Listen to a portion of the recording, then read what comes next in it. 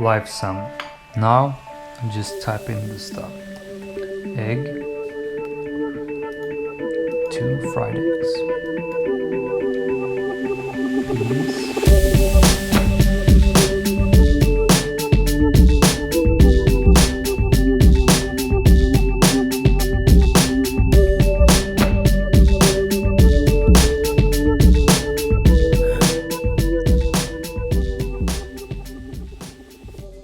the overall outcome of what we want to do here. We want to get rid of addictions, and for that I'm implementing a system of using that motivational source, following a strict plan, a strategy that I have specified for me, and it's individual depending on what the addiction is.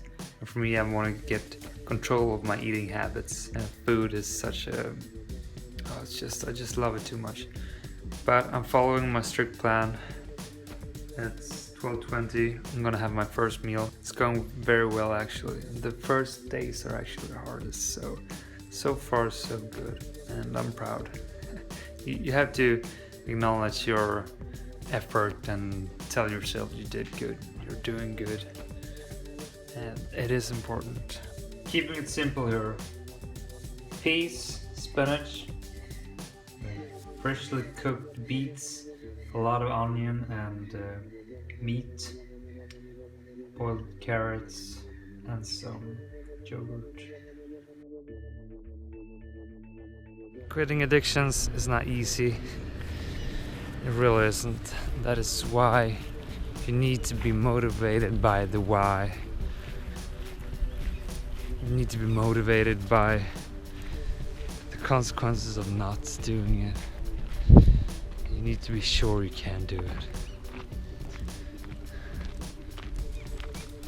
And also being committed to someone. Those are the motivational factors that will give you the energy to do it. That deep-rooted motivation.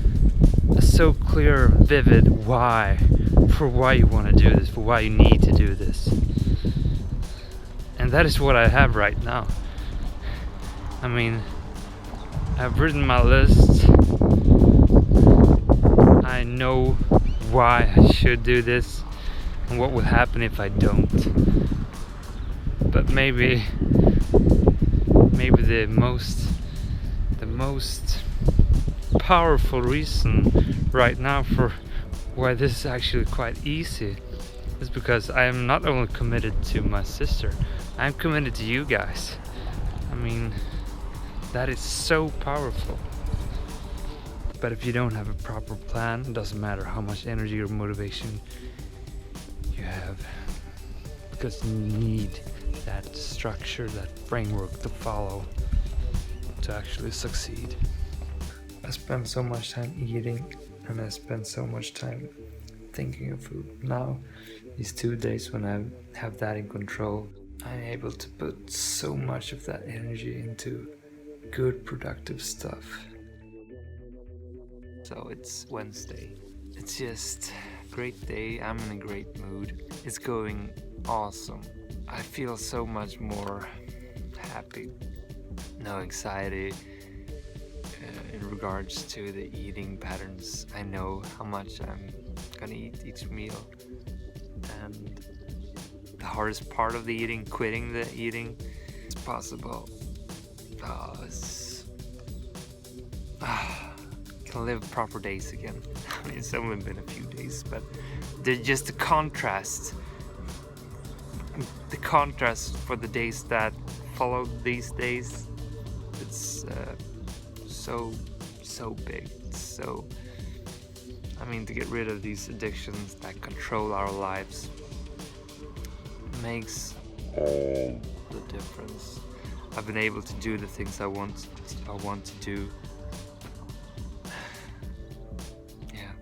2 days. This is the 3rd day. I need to keep this up. But I feel strong, I feel positive. But also I haven't had those moments that will challenge me yet. because those are the real fights, to be able to withstand when the wind starts to blow a little bit harder and the morale is going down. That's when it really matters.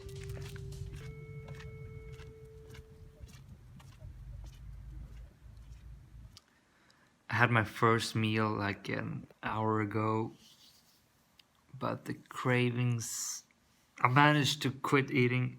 I rewarded myself for quitting. Like, I put the plate in the dishwasher, I had some fruit for reward, and I wrote down, oh, I'm so good for quitting the eating. But the craving just won't disappear. It's just around me. Sometimes it's just so hard. Right now, I so have to fight it. I just want to go eat every last little piece in that fridge right now. So what I do in these moments, I just read through my list. I really look into why I'm doing this. And then I pour myself 2, 3, 4 cups of tea and just drink lots of water, just fill up with volume, and hopefully that will help. I'm gonna get through this. It's just a matter of I need to get used to eating less food. I don't have a sense of feeling full because I'm used to just eating all the time. So just a period I have to go through.